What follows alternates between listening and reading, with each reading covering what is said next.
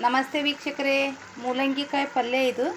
ಮೂಲಂಗಿಕಾಯಿ ಪಲ್ಯಕ್ಕೆ ಮೊದಲು ಅವ್ನು ಚೆಂದಾಗಿ ಸೋಸ್ಕೋಬೇಕು. ಸೋಸ್ಕೊಂಡು ಅದನ್ನು ಸರಿಯಾಗಿ ತೊಳ್ಕೊಂಡು ಒಂದು ಕುದಿನ ಬೇಯಿಸಿ ತಗೋಬೇಕು. ಅದನ್ನು ಕುದಿಸಿ ನೀರಾಗಿ ಕುದಿಸಿ ಅದನ್ನು ಬಸ್ ತೆಗಿಬೇಕು. ಅದ್ರ ಮದ ಎಲ್ಲ ಹೋಗ್ತದೆ. ಆವಾಗ ಉಳ್ಳಾಗಡ್ಡಿ, ಟೊಮೆಟೊ ಹಣ್ಣು, ಕರಿಬೇವು, ಕೊತ್ತಂಬರಿಯನ್ನು ಹೆಚ್ಕೋಬೇಕು.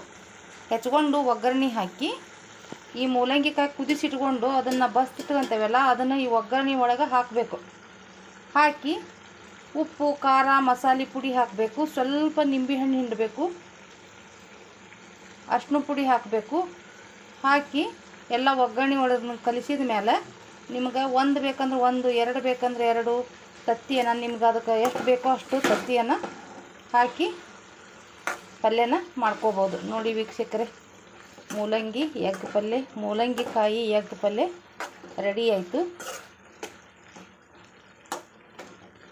ಈ ಥರ ಇದನ್ನು ಪಲ್ಯನ ನಾವು ಮಾಡ್ಕೋಬೋದು. ಸಣ್ಣಗೆ ಸೋಸ್ಕೋಬೇಕು. ಇನ್ನೇನು ಇದನ್ನು ಮೂಲಂಗಿಕಾಯಿನ ಸಣ್ಣಗೆ ಸೋಸ್ಕೊಂಡು ಎಲ್ಲ ಹೆಚ್ಚು ಒಗ್ಗರಣೆ ಹಾಕಿ ಉಳ್ಳಾಗಡ್ಡಿ, ಟೊಮೆಟೊ ಹಣ್ಣು, ಕರಿಬೇವು, ಕೊತ್ತಂಬರಿ ಹಾಕಿ ಒಗ್ಗರಣೆ ಹಾಕಿ ಆಮೇಲೆ ಮೂಲಂಗಿಕಾಯಿ ಹಾಕಿ ಮಸಾಲೆ ಪುಡಿ, ಖಾರ ಪುಡಿ, ಅರಿಶಿನ ಪುಡಿ, ಉಪ್ಪು ಹಾಕಿ ಆ ನಂತರ ತತ್ತಿನ ಇದಕ್ಕೆ ಹಾಕಿ ತೆಕ್ಕೋಬೇಕು. ಇದನ್ನು ಬೇಯಿಸ್ಬೇಕು.